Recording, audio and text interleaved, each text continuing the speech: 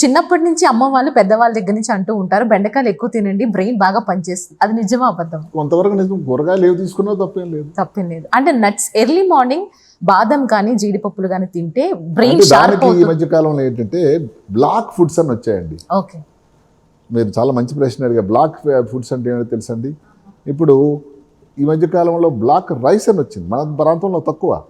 ఇప్పుడు మాటకి మీరు అస్సాం, మణిపూర్ ఆ ప్రాంతం వెళ్తే సౌత్ ఈస్ట్ ఏషియా ప్రాంతంలో బ్లాక్ రైస్ వాడతారు. ఏదైనా కీరణ తయారు చేయొచ్చు, లేకపోతే ఏదైనా బిర్యానీలో వేయొచ్చట, లేకపోతే నూడిల్స్లో కానీ చాలా ప్రశస్తమైంది. అలాగే బ్లాక్ దాల్, బ్లాక్ చనా అంటే వెజిటేరియన్స్కే చెప్తున్నాను నేను. చాలా మంచి అన్నీ బ్లాక్గానే ఉంటాయి. అంటే మీ ప్లేట్ నిండా నల్లగైపోవాలి.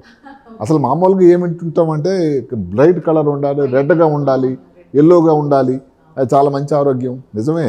మీరు బ్లాక్ పదార్థాలు కానీ మీరు ట్రై చేయకపోతే ఇప్పుడు చేయండి. బ్లాక్ బెర్రీస్, నేరేడు పండు ఈ మధ్య సీజన్ అయిపోయింది.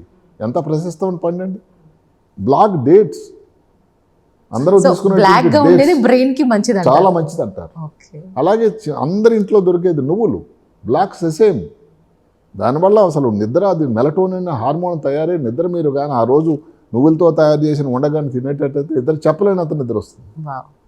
ఇంకా నాన్ వెజిటేరియన్స్ మేము ఏదో తక్కువ చేసామని కాదు, అసలు అన్ని న్యూట్రియంట్స్ మాంసకృతులు అనేవి కూడా ఏదైతే అవసరమైనటువంటి అన్ని పదార్థాలు కూడా కాల్షియం, మెగ్నీషియం, పొటాషియం, సెలీనియం ఇవన్నీ కూడా ఉండేది రోజుకు ఒక ఎగ్గట. అంతే. ఒక ఎగ్గ కానీ మీరు ప్రతిరోజు తీసుకుంటే అదొక పెద్ద పవర్ హౌస్. ఒక ఎగ్గ నుంచి మీకు వారం రోజుల్లో మీరు 6 సార్లు తీసుకోండి. సో నాన్ వెజిటేరియన్స్ ఇంకా హ్యాపీగా ఉండదు. వెజిటేరియన్ ఏదైతే సేవించిన వాళ్ళు కూడా సరే పూర్తిగా వెజిటేరియన్ ఏదైతే ఎగ్గ కూడా తీసుకోవండి అని చెప్తే దానికోసం ఈ గ్రీన్స్ కానీ ఇప్పుడు చెప్పిన బ్లాక్ ఫుడ్స్ కానీ బ్లాక్ చాక్లెట్ కానీ ఇలా తీసుకోవడం వల్ల మీ బ్రెయిన్ షార్ప్గా ఉంటుంది, చాలా తేజవంతంగా ఉంటుంది. 70లో కానీ 80లో కానీ చాలా ఈజీగా ఉంటుంది. ఎందుకంటే భారతదేశంలో ఈ 60 సంవత్సరాల పైబడి ఏదైతే సీనియర్ సిటిజన్ సంఖ్య అనేది 150 మిలియన్లు అండి. నమ్మండి. 80 సంవత్సరాల పైబడిన వాళ్ళ సంఖ్య దగ్గర 14,000 ఉన్నారు. ఇంకా పెరుగుతుంది రోజు రోజుకి.